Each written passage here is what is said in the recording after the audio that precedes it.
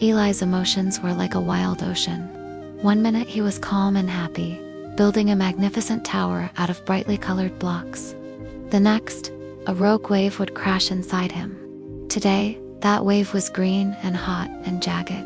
His little sister Maya toddled over, and with one innocent, clumsy swipe, she sent his masterpiece tumbling to the floor. A roar started in Eli's chest. His hands curled into fists, his face felt hot, and he was about to shout. But then he saw his grandpa, sitting in his armchair, watching him with kind eyes. Grandpa had a way of seeing the storms inside Eli before they broke. "Eli," Grandpa said softly, "that's quite a storm you've got brewing." Eli bit his lip, trying to hold back the anger that wanted to burst out. Grandpa patted the cushion next to him. "Come sit. Let me tell you about the quietest storms."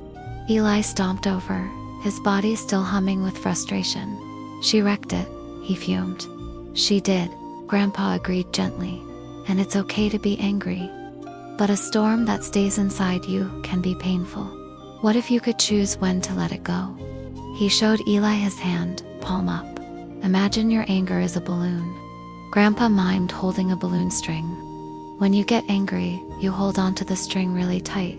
Your fists get tight, your shoulders get tight, and the balloon gets bigger and bigger." Eli watched, his own fists still clenched. "But you can choose to let go of the string. You can take a deep breath, and as you breathe out, imagine the balloon floating away." Grandpa demonstrated, taking a slow, deep breath in, then letting it out with a quiet sigh. "The anger is still there, but it's not holding you hostage anymore." Eli tried it. He took a shaky breath in, picturing the hot, green balloon. As he let the air out of his lungs, he imagined it drifting up toward the ceiling and out of an open window.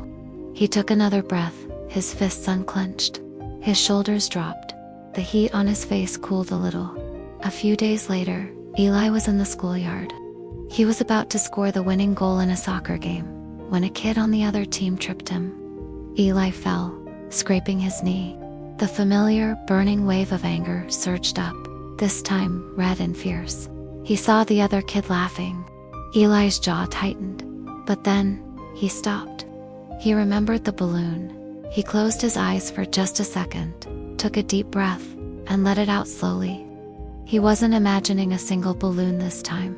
He was imagining a whole sky full of them. All his angry thoughts and frustrated feelings, floating away on the wind. When he opened his eyes, the anger was still there, a tiny dot on the horizon. But he wasn't its prisoner. He stood up, brushed the dirt off his knee, and walked away. The kid who tripped him looked confused.